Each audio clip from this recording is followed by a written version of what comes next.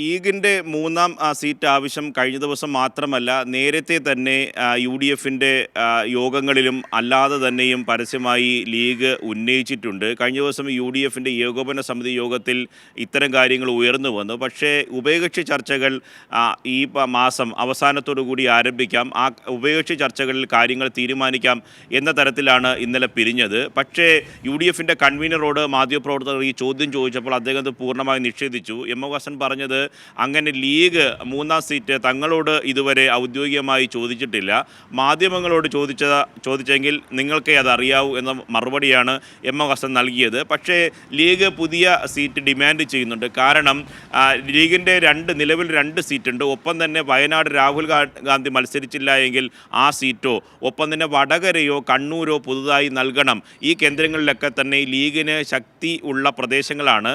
ഒപ്പം തന്നെ മുന്നണിയിലെ ഏറ്റവും ജനസ്വാധീനമുള്ള ശക്തി തങ്ങളാണ് എന്ന നിലപാട് ലീഗ് ഈ അടുത്ത കാലത്തായി ആവർത്തിച്ച് ഉന്നയിക്കുന്നുണ്ട്.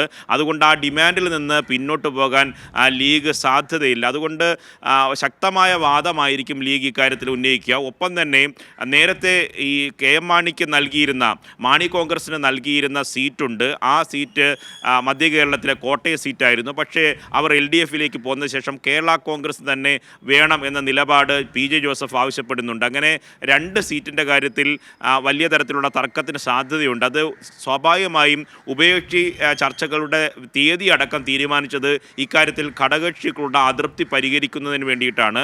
ലീഗ് ഇക്കാര്യങ്ങൾ ശക്തമായി വാദിക്കും. ലീഗിൻ്റെ ഒരു സമ്മർദ്ദ തന്ത്രമായി മാത്രം കോൺഗ്രസ് കാണുന്നില്ല. കാരണം ഈ നിലവിലുള്ള സാഹചര്യത്തിൽ ലീഗിൻ്റെ ആവശ്യത്തെ പരിഗണിക്കേണ്ടി വരും എന്ന നിലപാട് കോൺഗ്രസിൻ്റെ ഒരു വിഭാഗം നേതാക്കൾക്കുമുണ്ട്. കാരണം പുതുതായി ഒരു സീറ്റ് കൂടി, ഇപ്പോൾ പി ജെ ജോസഫിന് സീറ്റ് നൽകിയില്ല എങ്കിൽ, ജോസഫ് വിഭാഗത്തിന് സീറ്റ് നൽകിയില്ല എങ്കിൽ പഴയതുപോലെ തന്നെ 17 സീറ്റിൽ കോൺഗ്രസിന് മത്സരിക്കാൻ കഴിയും.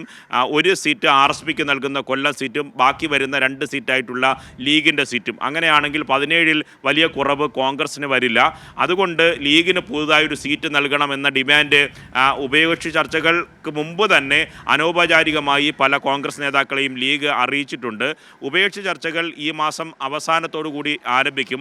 എല്ലാ കക്ഷികളുമായും ചെറുകക്ഷികളുമായും ഇത്തരത്തിൽ ചർച്ച നടത്തി വിഷയങ്ങൾ മുന്നോട്ട് കൊണ്ടുപോവുക, പ്രശ്നങ്ങൾ പരിഹരിച്ച് മുന്നോട്ട് കൊണ്ടുപോകുക എന്ന നിലപാടാണ് കഴിഞ്ഞ യു ഡി എഫ് യോഗത്തിൽ ധാരണയായത്. ഒപ്പം തന്നെ ലീഗും മറ്റ് ഘടകകക്ഷികളും ചില പരാതികൾ കൂടി കഴിഞ്ഞ ദിവസത്തെ യോഗത്തിൽ ഉന്നയിച്ചു. പ്രധാനപ്പെട്ട കാര്യം പ്രതിപക്ഷത്തിൻ്റെ സമരങ്ങളും നിസ്സഹകരണങ്ങളുമാണ്.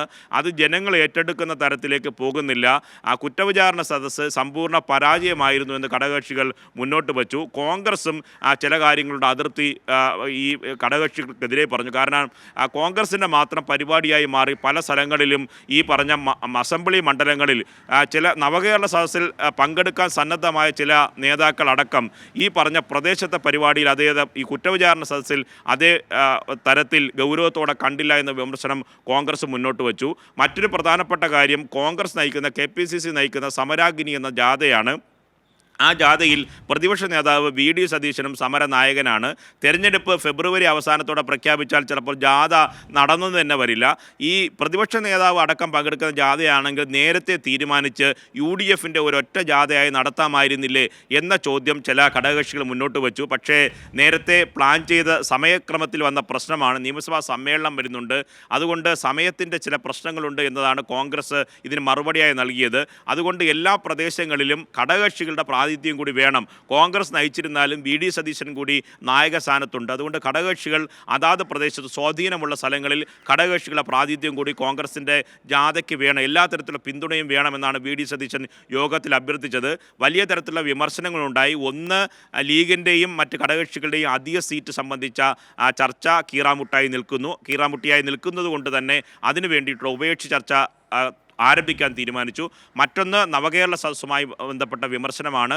കുറ്റവിചാരണ സദസ്സിൽ വലിയ പ്രാതിനിധ്യം ഉണ്ടായില്ല എന്ന വിമർശനം യോഗത്തിൽ ഉണ്ടായി. അതിൽ കോൺഗ്രസിനും വിമർശനം ഉണ്ടായിരുന്നു. ആ കോൺഗ്രസിൻ്റെ വിമർശനം ഘടകകക്ഷികൾക്കെതിരെ കോൺഗ്രസ് ഉന്നയിക്കുകയും ചെയ്തു. മറ്റൊരു പ്രധാനപ്പെട്ട കാര്യമാണ് ഈ സമരാഗ്നി ജാഥ UDFൻ്റെ ഒരൊറ്റ ജാഥയായി മാറ്റണമായിരുന്നു എന്ന നിർദ്ദേശം ചില ഘടകകക്ഷികൾ മുന്നോട്ട് വച്ചത്. അതുകൊണ്ട് ഈ പറഞ്ഞ കഴിഞ്ഞ ദിവസത്തെ UDF ഏകോപന സമിതി യോഗത്തിൽ വലിയ വിമർശനങ്ങളുണ്ടായി എന്നാണ് നമുക്ക് ലഭിക്കുന്ന വിവരം. അതിൽ ഏറ്റവും പ്രധാനപ്പെട്ട കാര്യം ലീഗ് മൂന്നാം സീറ്റ് എന്ന വാദത്തിൽ ഉറച്ചു നിൽക്കുന്നു എന്ന് തന്നെയാണ്. കീർത്തി. ശരി, നിർഭനാണ് കൂടുതൽ വിവരങ്ങൾ നൽകിയത്.